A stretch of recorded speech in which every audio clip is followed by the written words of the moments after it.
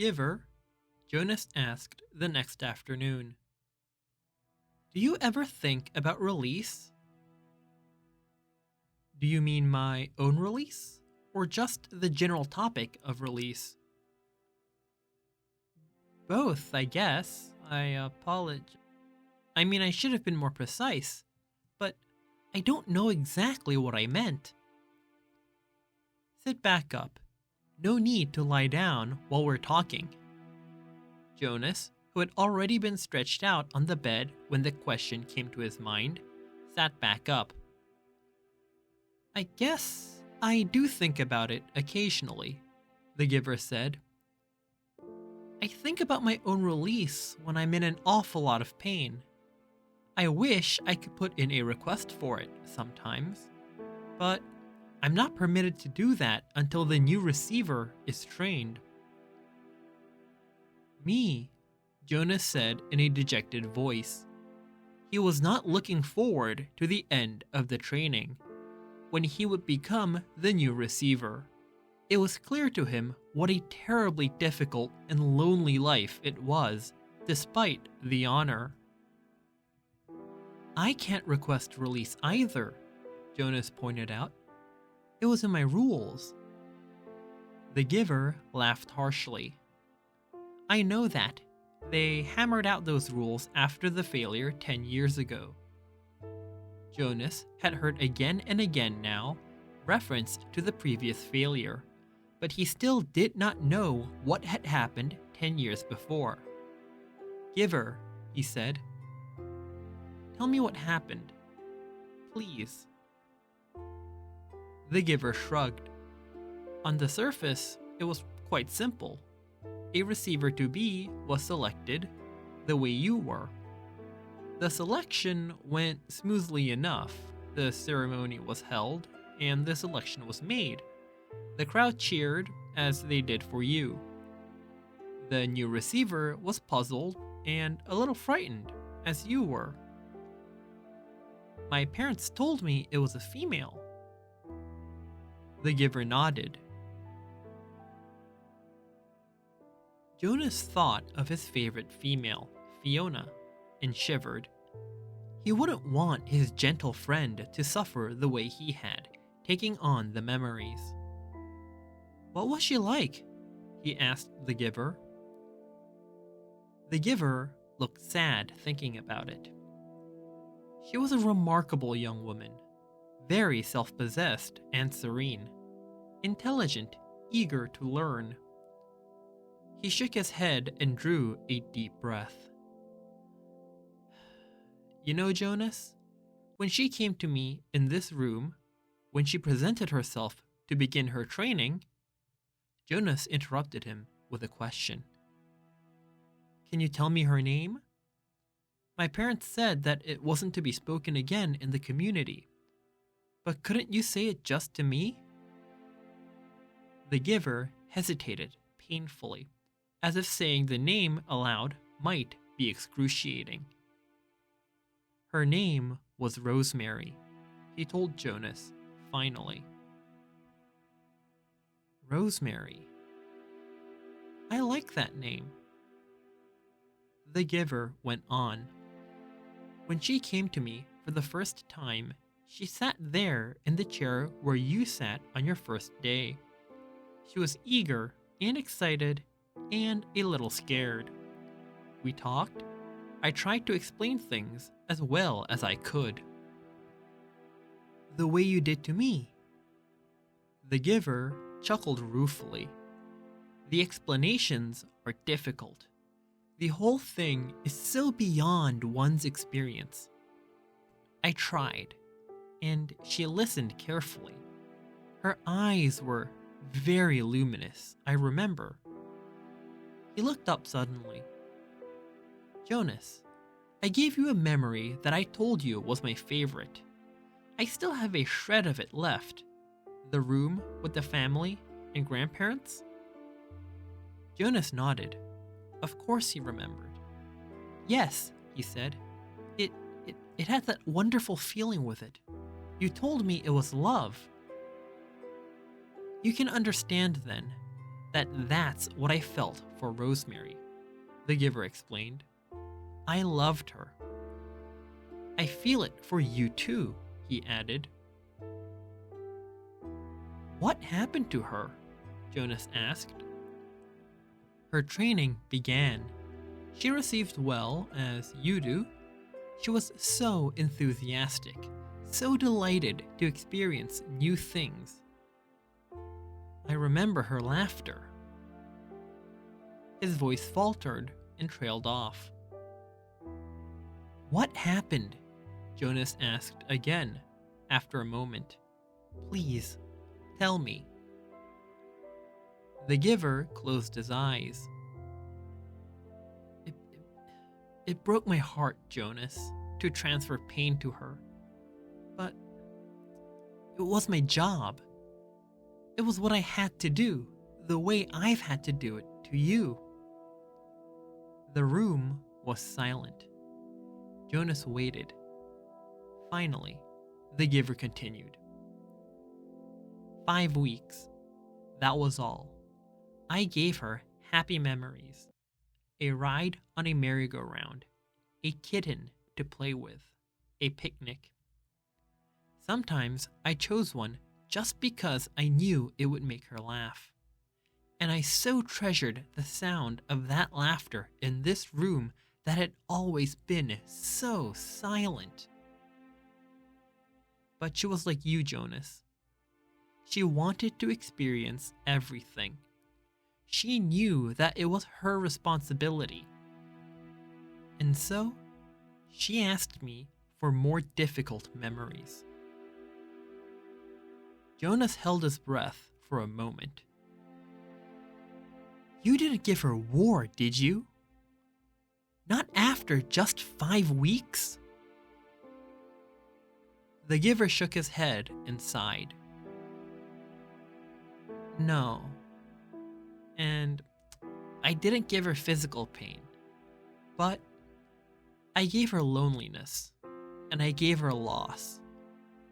I transferred a memory of a child taken from its parents.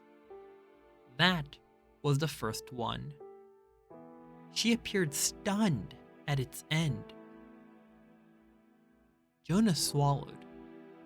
Rosemary and her laughter had begun to seem real to him, and he pictured her looking up from the bed of memories, shocked. The giver continued.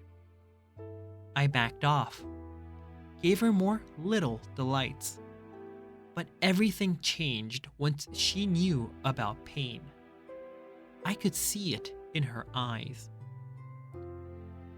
She wasn't brave enough, Jonas suggested. The giver didn't respond to the question. She insisted that I continue, that I not spare her. She said it was her duty, and I knew, of course, that she was correct. I couldn't bring myself to inflict physical pain on her, but I gave her anguish of many kinds, poverty and hunger and terror. I had to, Jonas. It was my job, and she had been chosen. The giver looked at him imploringly. Jonas stroked his hand. Finally, one afternoon, we finished for the day. It had been a hard session.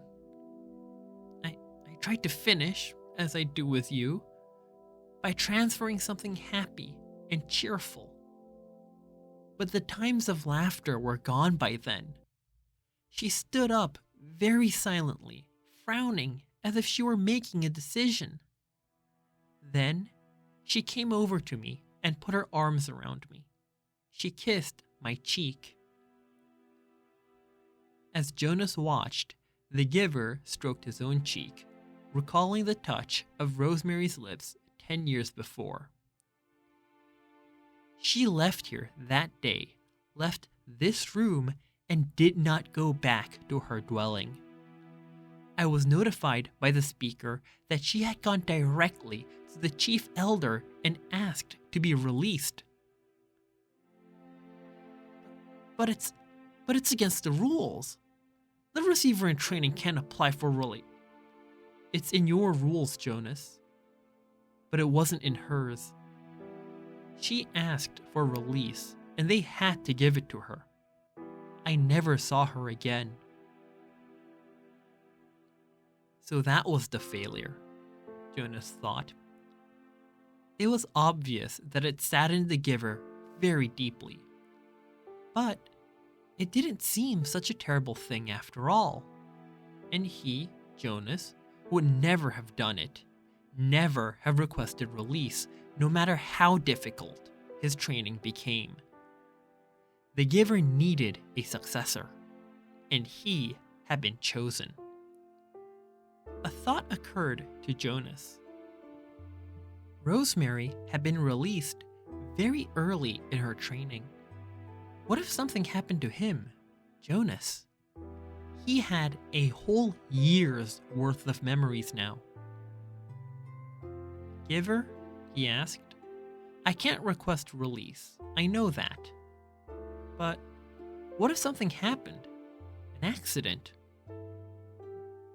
What if I fell into the river like the little fort Caleb did? Well, that doesn't make sense because I'm a good swimmer, but what if I couldn't swim and then fell into the river and was lost? Then there wouldn't be a new receiver, but you would already have given away an awful lot of important memories. So even though they would select a new receiver, the memories would be gone except for the shreds that you have left them. And then what if... He started to laugh suddenly. I sound like my sister Lily, he said, amused at himself. The giver looked at him gravely. You just stay away from the river, my friend, he said. The community lost Rosemary after 5 weeks, and it was a disaster for them. I don't know what the community would do if they lost you. Why was it a disaster? I think I mentioned it to you once, the giver reminded him, that when she was gone, the memories came back to the people. If you were to be lost in the river, Jonas, your memories would not be lost with you. Memories are forever. Rosemary had only those 5 weeks worth, and most of them were good ones. But there were those few terrible memories, the ones that had overwhelmed her. For a while, they overwhelmed the community. All those feelings. They'd never experienced that before. I was so devastated by my own grief at her loss and my own feeling of failure that I didn't even try to help them through it. I was angry too. The giver was quiet for a moment, obviously thinking. You know, he said finally, if they lost you, with all the training you've had now, they'd have all those memories again themselves. Jonas made a face. They'd hate that. They certainly would. They wouldn't know how to deal with it all. The only way I deal with it is by having you there to help me, Jonas pointed out with a sigh. The giver nodded. I suppose, he said slowly, that I could... You could what? The giver was still deep in thought. After a moment, he said, if you floated off in the river, I suppose I could help the whole community the way I've helped you. It's an interesting concept. I need to think about it some more. Maybe we'll talk about it again sometime, but not now. I'm glad you're a good swimmer, Jonas, but stay away from the river. He laughed a little, but the laughter was not lighthearted. His thoughts seemed to be elsewhere, and his eyes were very troubled.